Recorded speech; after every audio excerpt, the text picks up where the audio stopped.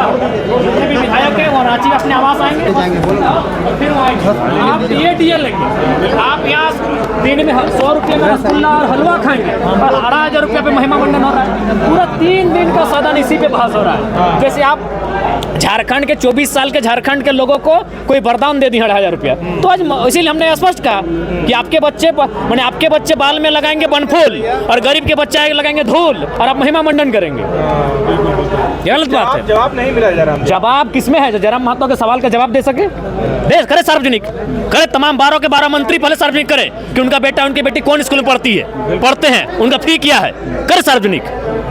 लेकिन क्या जयराम जी पहला सत्र कैसा रहा आपके लिए? एकदम शांत रहते हैं। देखिए, हम बीच में नहीं टोकते हैं।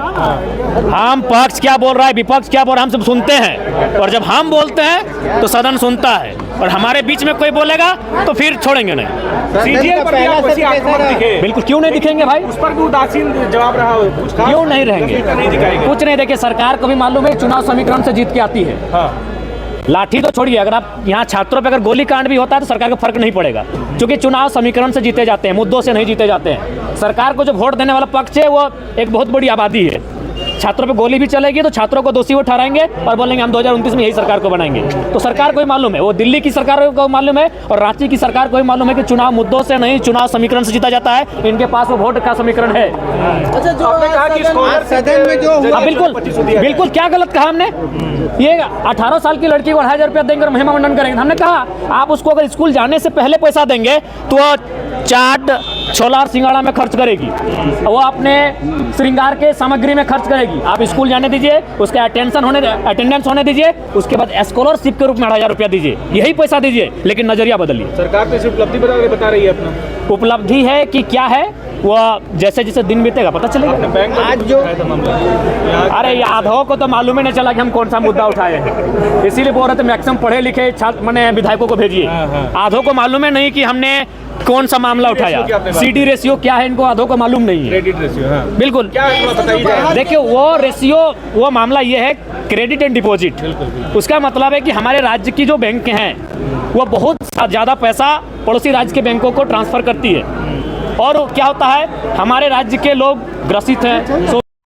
समझदार बात, मुख्यमंत्री उनके अध्यक्ष होते हैं। तो भाई उन पैसों को अगर आप अपने पास रखेंगे तो आप युवाओं को लोन दीजिए, आप किसानों को लोन दीजिए, आप महिलाओं को लोन दीजिए और उनको आत्मनिर्भर बनाइए। और RBI का गाइडलाइन कहता है कि 70% तक होना चाहिए। झारखंड का 36% है, बाकी जो स्टेट है वो 100% के आसपास हैं। तो आप तुलनात्मक अध्ययन में देखिए कि आप कितने पीछे हैं इन विषयों में। जयराम जी, आपने जो बच्चों वाला सवाल उठाया उस पर उनको तकलीफ हुई होगी। आपने कहा कि जांच होनी चाहिए। बिल्कुल, क्या तकलीफ भाई? 81 ज्यादा कि 3.25 करोड़ ज्यादा? 81 के बच्चों पे हमने सवाल उठाया, आपकी हालत खराब हो गई। और 3.5 करोड़ के बच्चे कहाँ हैं? धूल में हैं, सिलेट के जगह प्लेट लेके खिचड़ी खा के पढ़ रहे हैं। 81 के बच्चे मैंने अमृत वाले हो गए और बाकी लोग क्या धूल में पलेंगे? बिल्कुल जांच होनी चाहिए, तभी सरकारी सिस्टम दुरुस्त होगा। नहीं तो कोई बजट का मायने नहीं है, कोई बजट का मायने नहीं। आप कितना भी अच्छा सुंदर बजट क्यों ना लाएं, वो भ्रष्टाचार की भेंट चढ़ जाएगा। पिछला बजट का आपने भी जिक्र किया कि यूज नहीं हो पाया, फिर बिल्कुल, जब प्रथम अनुपूरक बजट यूज हुआ ही नहीं तो फिर द्वितीय अनुपूरक बजट जो लेकर आप आए हैं ये केवल और केवल मंत्रियों की शान शौकत बढ़ाने के कार्य आएगा। जयराम जी, एक मामला, जयराम जी आज जो मौका दिया जाए, देखते हैं, अभी शुरुआत हुआ है, कुछ दिन देख लिया जाए सरकार को। कैसा रहा जयराम जी, एक्सपीरियंस कैसा रहा आपका ये 4 दिनों का? ठीक ठाक रहा। अच्छा, सदन में जो आज जवाहरलाल मुर्मू ने बोला है वो कैसे आप देखते हैं? देखिए, मेरे हिसाब से मर्यादा में नहीं थे वो, उन शब्दों से, चूंकि वे लोग माननीय हैं, वो कई वर्षों से राजनीति कर रहे हैं, उन शब्दों पे उनको परहेज करना चाहिए। धन्यवाद। तो जयराम महतो आप देखिए किस तरीके से यहाँ निकले। हाँ, और केस को जो है लिपापोती कर दिया। जी जी जी जी भैया,